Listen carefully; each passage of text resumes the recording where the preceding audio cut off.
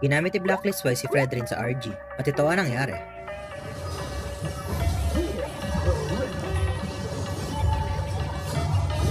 Nandiyan yung madami sila wire sa may veteran.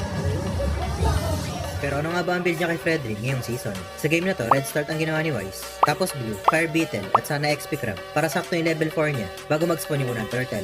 Kaso, napuwersa siyang rumespo sa bottom dahil dadalawin yung gold laner niya. At dahil nauna mag-level 4 yung kalabang Nolan, yung kalaban na nakakuha ng first blood. Pero nakabawi din sila Wise dito dahil nag-overstay yung kalaban sa bottom, kaya nalinis niya ito.